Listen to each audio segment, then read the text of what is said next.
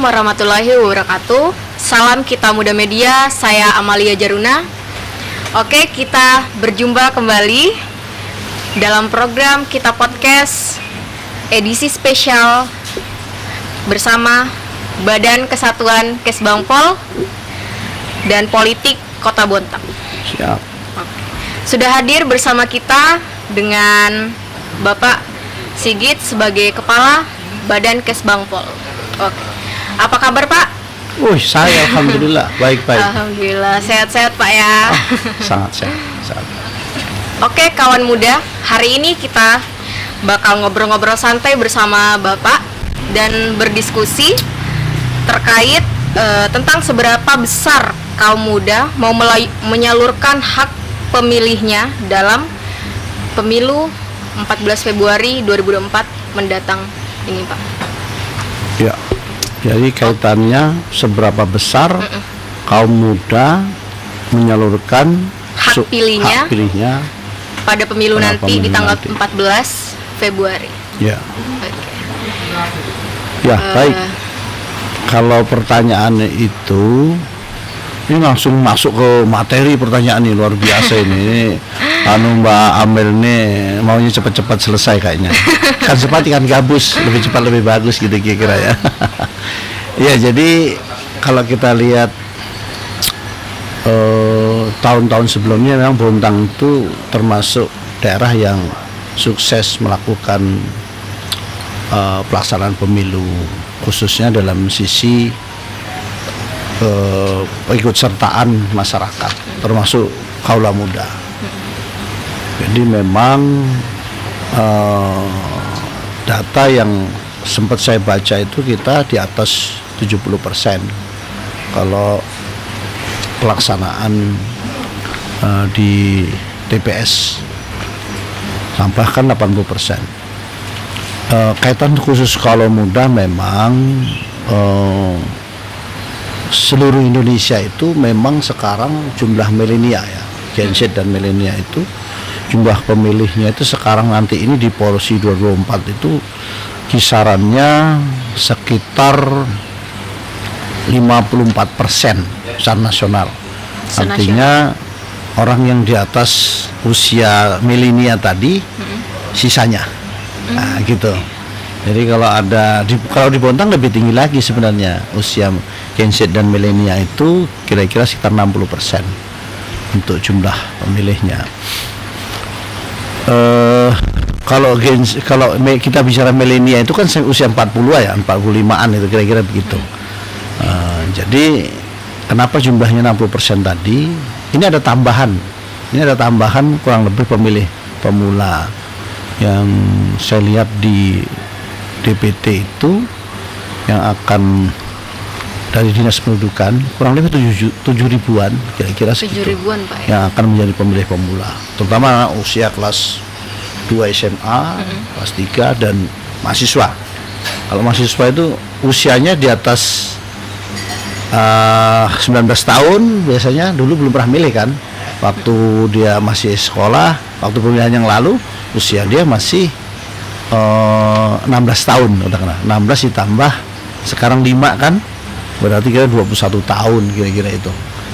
Nah, itu belum memilih kira-kira itu. Makanya jumlahnya cukup besar di Bontang. Jadi seperti itu kalau jumlah pemilih kaula muda kira-kira itu. Untuk ini, Pak, salah faktor kesuksesan pemilu kan seberapa besar partisipasi masyarakat, tentu dari berbagai lapisan usia. Menurut Bapak bagaimana? Seberapa besar potensinya pemilih pemula di Kota Bontang? Dalam hal ini Kesbangpol itu begini, melihat salah satu indikator kinerja Kesbangpol itu adalah jumlah pemilih yang datang ke TPS itu tidak boleh kurang dari 70%. Paling tidak sama dari tahun lalu atau melebihi yang pemilu tahun sebelumnya. Artinya kesadaran memilih masyarakat Bontang itu harus meningkat. Jadi ada targetnya setiap tahunnya, Pak, ya? Jadi setiap pemilu itu paling tidak penduduk bertambah, kita juga bertambah targetnya. Dan strategi yang selalu kita sampaikan tentu semua lini kita masuki. baik di organisasi masyarakat, ormas, paguyuban dan LSM, yang itu kita masuk semua di situ dengan cara-cara baik, sosialisasi yang teranggarkan lewat APBD, dengan sosialisasi langsung di ruangan maupun di outdoor, termasuk di media sosial. Teman-teman di Kesbangpol itu semua punya akun yang via lewat Facebook, Instagram, dan lain-lain. Jadi kita melakukan secara masif. Kemudian untuk khusus anak-anak muda ini kan kadang-kadang cuek, kita nggak begitu perlu, apalagi anak-anak rebahan ya. Iya benar. Nah, rebahannya kerjanya main game gitu ya. Kita sudah berapa kali lakukan sosialisasi lewat situ. Kita lomba gamer, kayak PUBG, kayak satunya lagi apa itu, lomba-lomba itu yang ngadakan, yang memfasilitasi Kesbangpol. Baru pendaftarannya dia wajib berusia 17 tahun, dia ikut itu, atau yang mendekati usia nanti pemilu di usia 17 tahun. Pesertanya itu kita gugah dia dengan cara hobinya dia. Jadi itu salah satu untuk menarik, Pak. Iya. Supaya mereka semangat, apa sih ini? Nah, dari situ kita sisipkan bahwa pemilu itu bukan kepentingan kami yang tua-tua ini. Pemilu itu adalah kepentingan anak muda yang akan menggantikan kami. Jadi kita kasih gambaran bahwa pemilihan hari ini, nanti ini adalah nasib kalian. Iya benar. Nasib kalian yang dipertaruhkan. Contohnya begini, memilih seorang pemimpin DPRD, DPD, dan PRRI, dan bahkan presiden. Dia memilih ini adalah nasib dia yang dia pertaruhkan. Dia memilih ya orang yang punya kompetensi, orang yang punya kredibilitas, orang yang punya integritas. Itu harus, itu 3 hal ini wajib hukumnya.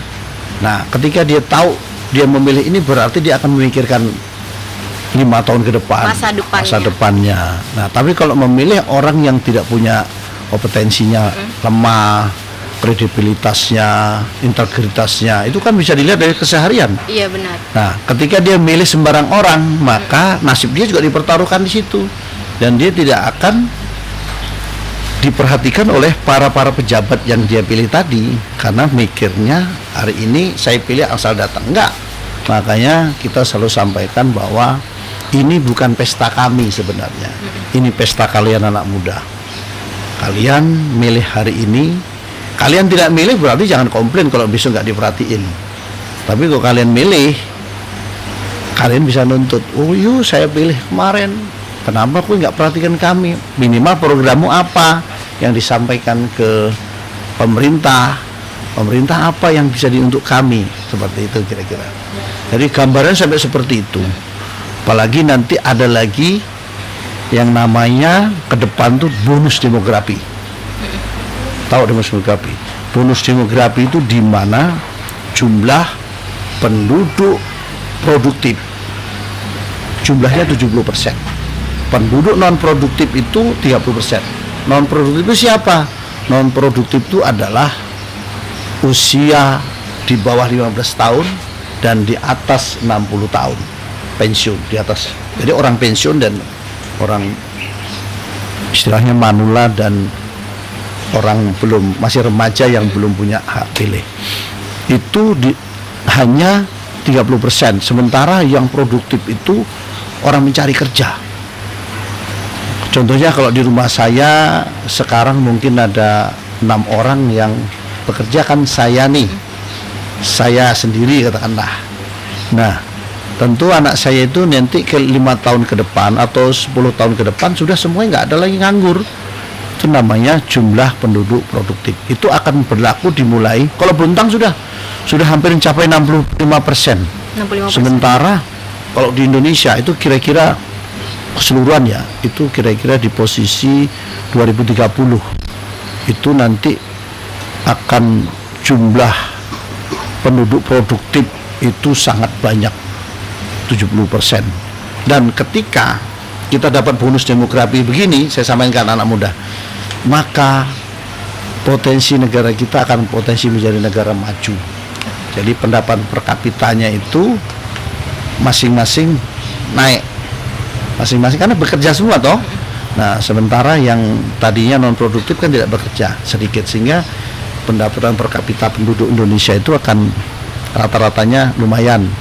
Dan kalau kita bisa menyiapkan bonus demografi ini, maka anak-anak muda kita bekerja ada, lapangan kerjanya ada, terus bahkan kita harus siapkan entrepreneurship untuk mereka, sehingga persaingan juga ketat banget besok tuh, sangat ketat persaingan. Kalau kita tidak siapkan sejak dini dan anak-anak muda tidak cerdas memilih sekarang, maka nasib dia dipertaruhkan sekarang. Kira-kira begitu. Kalau untuk kendala-kendalanya apa saja Pak yang telah ditemui? Kendala yang sekarang itu yang gini, kita kendala yang untuk apa ini? Kendala yang kaitan dengan pemilih mula atau kaitan dengan program ke depan? Pemilih pemula. Pemilih pemula itu memang kendalanya anak-anak muda itu kan cuek.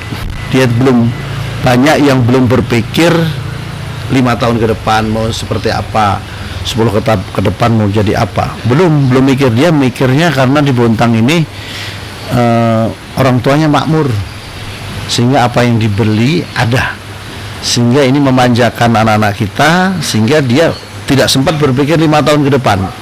Dia hari ini saya dikasih uang duit, dia santai dia main. Tapi ketika kita ajarkan 5 tahun ke depan kamu mau jadi apa, orang tua sudah tua juga, kira-kira begitu. Nanti kira-kira 5 tahun ke depan itu seperti apa, 10 tahun ke depan akan seperti apa. Dan ini yang kita tanamkan ke anak muda kita, sehingga dia semangat datang untuk ke TPS, kira-kira begitu. Untuk target pencapaiannya Pak, partisipasi pemilih pemula ini berapa persen? Ya, kalau pilih pemula tadi saya sampaikan itu akan ada tambahan sekitar 7 ribuan di Bontang dasar yang dari Dukcapil kemarin, kira-kira sekitar itulah. Sekitar itu. Ya, sekitar 7 ribuan yang ada jadi pemilih pemula. Dan insya Allah ya tentu mereka senang. Insya Allah capaian kita kalau dari 7 ribu itu, saya pikir karena mereka senang pertama kali mencoblos kan, saya pikir itu hadir semua. Biasanya kalau targetnya ya paling tidak 80%, targetnya 80%. Untuk 7 ribu itu 80% target kita. Nah, tadi bicara terkait kaum pemula ini kan tidak mementingkan terkait tentang pemilu Pak. Kebanyakan rebahan seperti itu. Nah, cara pendekatannya untuk menariknya itu seperti apa saja Pak? Ya, yang tadi saya sampaikan, salah satu pendekatan kita lakukan itu kita melibatkan hobi mereka. Oh ya, tadi Pak. Ya, saya gamer itu, ikut gamer, kita buat acara ini berapa kali. Tahun lalu itu banyak sekali yang buat acara itu. Kita buat gamer, kita kolaborasi dengan kegiatan mereka yang dia sukai apa, sehingga kita lakukan supaya dia senang. Kalau sudah senang keluar rumah kan asik juga gitu. Terutama anak-anak rebahan itu yang kita pendekatan dengan hobi mereka, itu yang kita lakukan. Jadi hobi mereka untuk menarik Ya. Imbauannya Pak seperti apa Pak kepada anak-anak milenial Gen Z? Ya, jadi himbauan yang kita lakukan, saya pikir mulai Pak Wali dan jajaran kita semua yang ada di Kota Bontang itu, bagaimana caranya adik-adik kita itu datang ke TPS. Karena gini, ini pesta bukan pesta kami sendiri, tapi ini justru pesta itu adalah pestanya anak muda yang nasib dia dipertaruhkan di sini. Kalau dia tidak datang ke TPS berarti dia nggak boleh komplain besok. Tapi kalau sudah datang ke TPS, menyerahkan tangannya, pilihannya kepada pemimpin yang dia coblos di situ, berarti itu benar-benar dia paham. Caranya bagaimana? Pilih pemimpin yang visioner, pilih pemimpin yang punya integritas, punya kapabilitas dan integritas dan kompetensi yang cukup. Ini silahkan di-download, dilihat semua calon siapa yang kita pilih. Jangan sekali-kali mau dibujuk dengan money politik. Jadi nasibmu adalah di tanggal 14 itu penentuan awalnya. Jadi pilih pemimpin yang benar, maka nasibmu akan menjadi benar juga ke depan. Jangan lupa gunakan hak pilih di 14 Februari mendatang. Jangan sampai golput. Oke, saya Amalia Jaruna undur diri. Assalamualaikum warahmatullahi wabarakatuh. Waalaikumsalam warahmatullahi wabarakatuh.